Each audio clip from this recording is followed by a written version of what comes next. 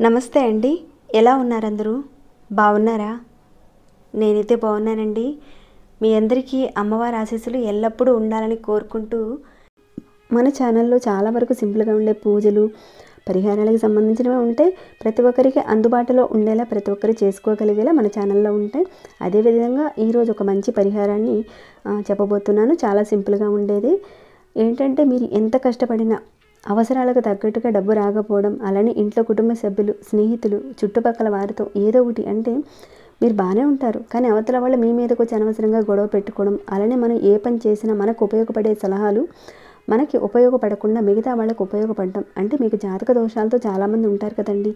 అలాంటి వాళ్ళు సలహాలు ఇచ్చినప్పుడు అవతల వాళ్ళకి బాగానే అద్భుతంగా పనిచేస్తాయి. అంటే తనకు తానుగా చేసుకుంటే కనుక ఎలాంటి ఫలితాన్ని ఇవ్వదు.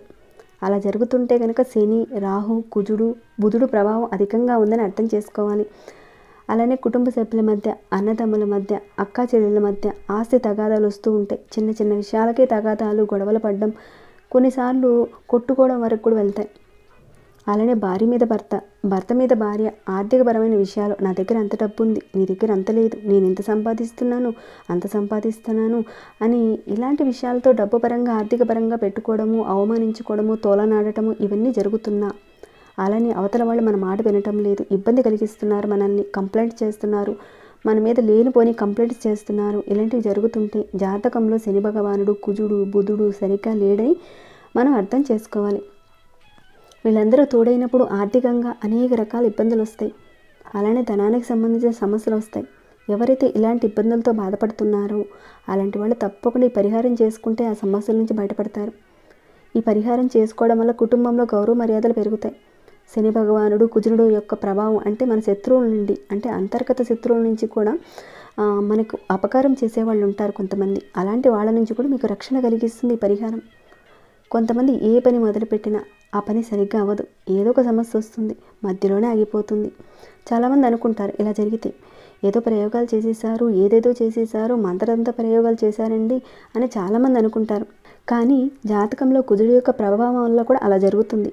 చేసిన పని సరిగ్గా అవ్వదు. అనవసరమైన కోర్టు కేసులు, పోలీసు కేసులు, అలానే కొంతమందికి అంటే సరిగ్గా చక్కగా వివాహం కుదురుతుంది, పెళ్ళవడం కూడా జరుగుతుంది, కానీ తర్వాత విడిపోవడం కూడా జరుగుతుంటుంది. అలానే కోర్టు కేసులు, పోలీస్ కేసులు ఇలాంటి ఇబ్బందులు వస్తూ ఉంటాయి. ఎవరైనా ఇలాంటి ఇబ్బందులు వస్తూ ఉంటే కనుక ఈ పరిహారం చేసుకుంటే ఉపశమనాన్ని పొందొచ్చు. మీరు చాలామంది అంటూ ఉంటారు, మా ఇంట్లో వాళ్ళే శత్రువులుగా అయిపోయారండి. అలా ఉన్నా కానీ చేసుకోవచ్చు. శత్రువులు అధికంగా ఉన్నారు, ఇబ్బంది పెడుతున్నారు, కుటుంబ సభ్యులు, చుట్టాలు, ఉద్యోగస్తులు, బయటవారు ఎవరైనా సరే మిమ్మల్ని ఇబ్బంది పెట్టకుండా ఉండడానికి పరిహారం చేసుకోవచ్చు. అలానే మన ధన సంపద పెరగడానికి కూడా చేసుకోవచ్చు.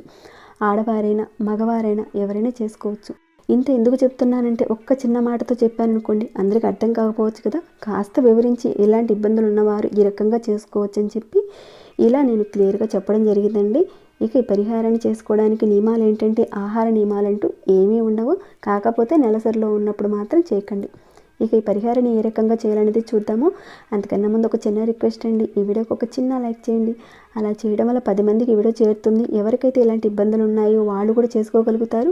ఒక రకంగా వాళ్ళకి మీరు హెల్ప్ చేసిన వాళ్ళు అవుతారు. అలానే మరిన్ని మంచి మంచి వీడియోలు పోస్ట్ చేసేలా నాకు కాస్త బూస్ట్ ఇచ్చిన వాళ్ళు అవుతారు. అలానే కొత్తవారు ఎవరైనా మీలో ఉంటే కనుక మొదటిసారిగా చూస్తుంటే మన ఛానల్లో మంచి మంచి పూజలు, పరిహారాలకు సంబంధించిన వీడియోస్ ఉన్నాయి. ఒకసారి మీరు ఛానల్లోకి వెళ్ళి చూసి సబ్స్క్రైబ్ చేసుకుని బెల్ బటన్ ప్రెస్ చేసిన వెంటనే ఆల్ అనే నోటిఫికేషన్ కూడా తప్పకుండా ఆన్లో పెట్టుకోండి. ఓకేనండి. ఇక పరిహారాన్ని ఏ రకంగా చేయాలనేది చూసేద్దాం. ముందుగా ఈ పరిహారానికి అని మీరు తీసుకోవాల్సింది 11 రావి ఆకులు అవసరం ఉంటాయి. అవి కూడా బాగున్న రావి ఆకులను తెచ్చుకోండి.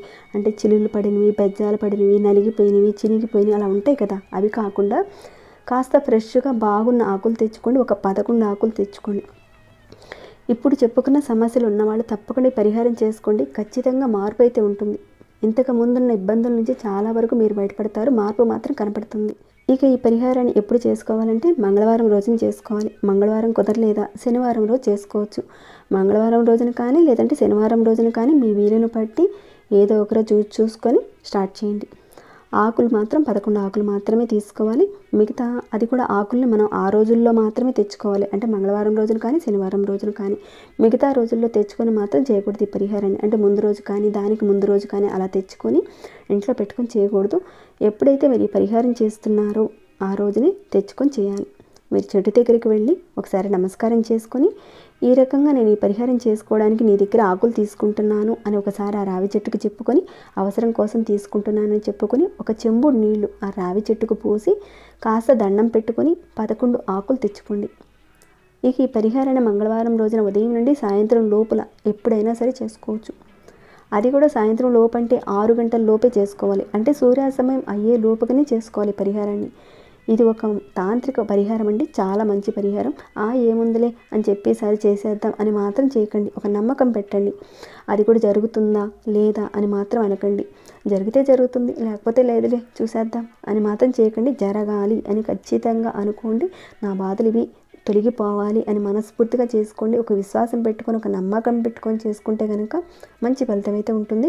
ఈ పరిహారం చేసిన తర్వాత మీకు వచ్చిన మార్పులు కానీ వచ్చిన రిజల్ట్ని మాత్రం తప్పకుండా నాతో షేర్ చేసుకోండి. అయితే మీరు తెచ్చుకునే 11 ఆకులు ఉన్నాయి కదండి, వాటన్నిటిని మీరు చక్కగా పసుపు నీటితో శుభ్రం చేసి పక్కన పెట్టేసేసుకోండి. ఆ తర్వాత కొద్దిగా కుంకం తీసుకోండి లేదా చందనమైనా తీసుకోండి. ఈ రెండిట్లో ఏదైనా సరే, కుంకమైనా చందనం అంటే గంధం అంటారు కదా, దాన్నైనా తీసుకోండి. ఇలా మీరు తీసుకున్న ఆ కుంకంలో కొద్దిగా మంచి నీటిని వేసి పేస్ట్లా తయారు చేసి ఆ రావి ఆకు మీద హమ్ అనే అక్షరాన్ని రాయండి. ఆకు మీద రాయండి. చక్కగా మీ ఉంగరపు వేలుతో రాయండి. ఇక్కడ నేను ఇయర్ బడ్తో చేస్తున్నానండి, ఎందుకంటే మీకు కాస్త తెలియాలని, అలానే అక్షరం బాగా కనిపించాలని ఇలా ఇయర్ బడ్తో చేసి చూపిస్తున్నాను. ఈ రకంగా హమ్ అనే అక్షరాన్ని రాయండి. ఇలా 11 ఆకుల మీద మీరు ఇదే రకంగా రాయండి. అడ్డంగైనా నిలువుగైనా సరే హమ్ అనే అక్షరాన్ని రాయండి. ఇలా మీరు గంధంతో కానీ కుంకుమతో కానీ నీటిని కలిపి ఉంగరపు వేలుతో రాయండి. ఉంగరపు వేలుతోనే రాయాలి, ఓకేనండి. ఇది గుర్తుపెట్టుకోండి. ఈ అక్షరాన్ని రాసే ముందు మీ మనసులో ఏ విషయాల మీద మీరు ఇబ్బంది పడుతున్నారో ఆ సమస్యల గురించి మీరు కోరుకోండి. ఎందుకోసం చేస్తున్నారనేది మీరు కోరుకొని అక్షరాన్ని రాయండి.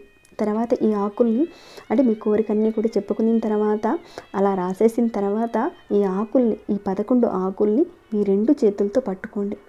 ఇక్కడ చూపిస్తున్నాను కదండి, ఈ రకంగా పట్టుకోండి. ఒక 5 నిమిషాల పాటు అమ్మవారి నామాన్ని తలుచుకోండి. దుర్గాదేవికి సంబంధించింది కానీ, లలితాదేవి అమ్మవారికి సంబంధించింది కానీ, అంటే శ్రీమాత్రే నమః, ఓం శ్రీమాత్రే నమః అని కానీ, ఓం దుర్గాయ నమః, ఓం దుర్గాయ నమః అని ఒక 5 నిమిషాల పాటు ఆ ఆకుల్ని చేతిలో అలా పట్టుకొని ఆ నామాన్ని తలుచుకోండి. తర్వాత మీకు దగ్గర ఎక్కడైనా పారే నీళ్ళు ఉంటే కనుక అక్కడికి తీసుకెళ్ళి పారే నీటిలో కలిపేయండి.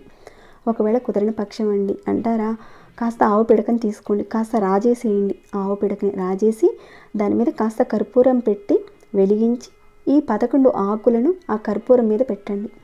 ఆల్రెడీ ఆవు పిడక కాస్త నిప్పుతో ఉంటుంది కాబట్టి అలానే మీరు కర్పూరం పెడతారు కాబట్టి చక్కగా మీరు ఎప్పుడైతే ఈ రావి ఆకును పెడతారో అవి చక్కగా కాలిపోతాయి. ఒక్కొక్క ఆకుగా పెట్టి వెలిగించే ముందు మీ కోరిక చెప్పుకొని వెలిగించండి. అంటే కర్పూరం పెడుతూ అన్ని ఆకులు ఒకేసారి వేశారనుకోండి సరిగ్గా కాలకపోవచ్చు. కాబట్టి కాస్త కర్పూరం వెలిగించి మధ్యలో కూడా కాస్త ఆవు నేతిని వేసుకుంటూ ఒక్కొక్క ఆకును పెట్టి కాలవండి. అయితే చక్కగా పారే నీరు ఎక్కడైనా ఉంటే కనుక, మంచి నీరు ఉంటే కనుక అక్కడికి తీసుకువెళ్ళి వేసేయండి ఈ ఆకులన్నింటినీ. ఒకవేళ కుదరని పక్షంలో ఇప్పుడు చెప్పుకునే విధంగా ఆవు పిడక మీద కాస్త కర్పూరం వెలిగించి మధ్యలో ఆవు నేతిని వేసుకుంటూ వాటన్నిటిని కూడా కాల్చేయండి. ఇక్కడ పరిహారానికి మనం పచ్చి ఆకులను తీసుకున్నాం కాబట్టి ఒకవేళ మీరు అంటారేమో పచ్చిగా ఉంటాయి కదండి అవి కంపల్సరీగా అవి సరిగ్గా కాలవేమో అని అంటారేమో. ఎక్కువగా కాలన అవసరం లేదండి, 100% సరిగ్గా కాలవు అవి. ఎందుకంటే అవి పచ్చిగా ఉన్నాయి కాబట్టి సరిగ్గా కాలవు. కొంతవరకు అయితే కాలుతాయి, అలా అయినా పర్వాలేదు. ఆ రకంగా మీరు చేసేసిన తర్వాత కాల్చిన నుసి అంటే పౌడర్ ఉంటుంది కదండి, ఆ పౌడర్ని ఎక్కడైనా చెట్టు మొదట్లో వేసేయండి. ఈ రకంగా మీరు నెలకు ఒకసారి చేయండి. మంగళవారం రోజైనా సరే లేదంటే శనివారం రోజైనా సరే మీకు వీలును బట్టి నెలకు ఒకసారి చేయండి. ఇలా ఎన్ని నెలల పాటు చేయాలి అంటే ఒక 11 నెలల పాటు చేయండి. మీ జాతకంలో చంద్రగ్రహ దోషాల వల్ల ఏదైనా జాతకంలో బాగోలేనప్పుడు మనోవికారాలు వస్తాయి, ఒక రకంగా ప్రవర్తిస్తుంటారు అలాంటి వాళ్ళు. అలానే ఈ పరిహారం చేసుకోవడం వల్ల బుధుడు, కుజుడు, శని యోగిస్తాడు. అలా యోగించడం వల్ల ఇందాక మనం చెప్పుకున్న ఇలాంటి సమస్యలతో ఎవరైతే ఉన్నారో ఆ సమస్యల నుంచి బయటపడతారు. ఎంతో కొంత మార్పులు మాత్రం తప్పకుండా చూస్తారండి. ఇంతకుముందు ఉన్న పరిస్థితుల నుంచి చాలా వరకు మీరు బయటపడతారు. సో తప్పకుండా చేయండి. మీరందరూ కూడా చేసి మీకు వచ్చిన రిజల్ట్ని మాత్రం నాతో షేర్ చేసుకోండి. మరి ఈ వీడియో మీకు ఎలా అనిపించిందనే మాట చెప్పండి. ఇక ఈ వీడియోని ఇంతటితో ముగిస్తున్నాను. ఏమైనా డౌట్స్ వస్తే కనుక అడగండి, తప్పకుండా రిప్లై ఇస్తాను. ఇంకా లైక్ చేయకుండా ఎవరైనా చూస్తుంటే ఒక చిన్న లైక్ చేయండి. సబ్స్క్రైబ్ కానివారు కొత్తవారు మన ఛానల్కి సబ్స్క్రైబ్ అవ్వండి. మరొక భక్తి వీడియోలో మళ్ళీ మిమ్మల్ని కలుసుకుంటాను. అంతవరకు సెలవు.